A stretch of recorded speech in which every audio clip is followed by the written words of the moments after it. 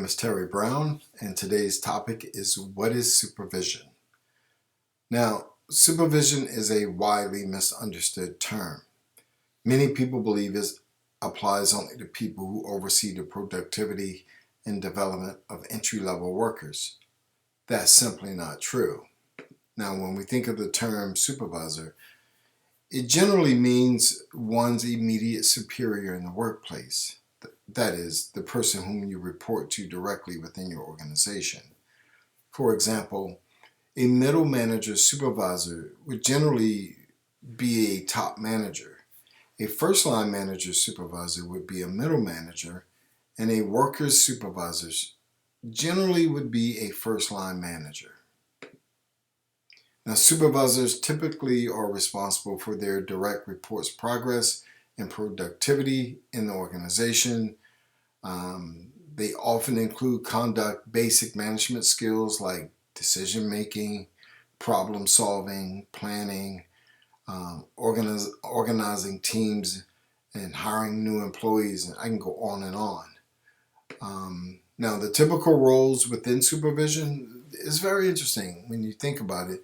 The job of a supervisor is a very dynamic one, right? Depending on the culture of the organization, the complexity of the organization's goals, access to sufficient resources, and the expertise of the people within your organization, especially on the supervisor's ability to successfully delegate to their direct reports. A supervisor might play different roles even in the same day.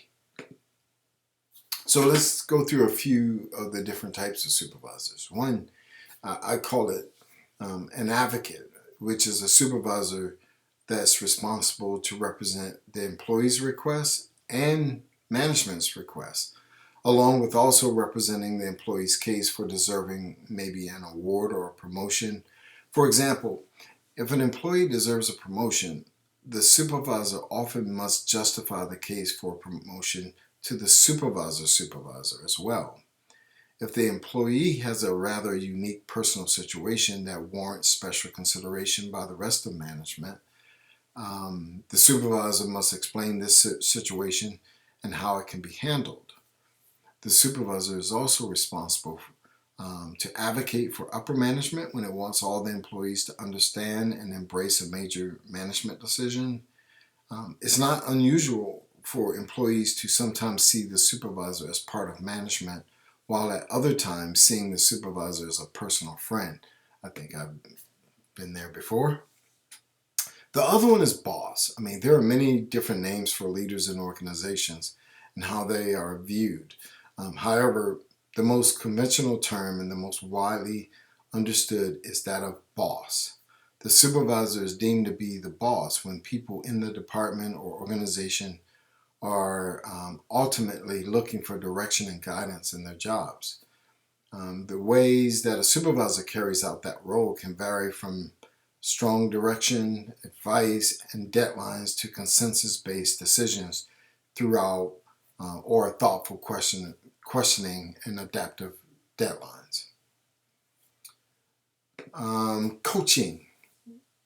The term coach has taken on an entirely new meaning with the recent growth of the field of personal and professional coaching. Coaches in the field are experts at supporting others to bring out and apply their own wisdom. Often they pose thoughtful questions to help that happen.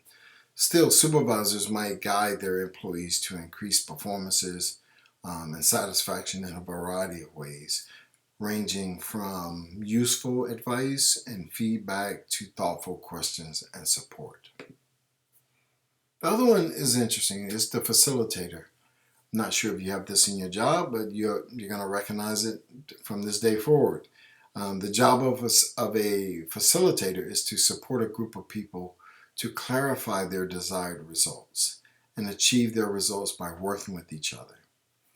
The nature of how facilitators do their job ranges from rather directive advice, especially when the group is getting started, to thoughtful questions, paraphrasing and summarizing. Thus, with an established team, a facilitator works just as much or similar to that of a coach. mentor. A mentor is, let me think about this. Well, a mentor is a person who helps another, right? A mentee to develop in their job and career. The mentor may have officially accepted that role, for example, as part of an overall mentoring program, or informally accepted the role based on a mutual relationship. The mentee sees themselves as being able to count on the mentor for help. The mentor might use a variety of methods to help the mentee, ranging from advice and materials to thoughtful questions and guidelines. And then the last one is the trainer. Now, the supervisor is often the first person who is considered when a new employee needs to learn the job or when an employee is struggling to improve performance in the job. Employees also often turn to the supervisor to ask about personnel policies. Progressive employees might ask about the organization's culture. The supervisor is responsible to ensure that training occurs and might do the training themselves or arrange it through a subject matter expert. Training can be done in a variety of ways, ranging from ongoing on-the-job training or on-the-job advice to participating in a formal, systematic training program. So that's a whole lot for what supervision is, and I hope you got something out of it. In the meantime, I encourage you to go over to my courses. This is just an extract of some of the things I talk about in my course at terryebrown.info. Again, it's terryebrown.info, and you can find more about my courses. We have a really good time, and this year half of my courses are already sold out. My current course is Excelling as a Manager or Supervisor, so I encourage you to sign up, and I'll see you soon. Take care.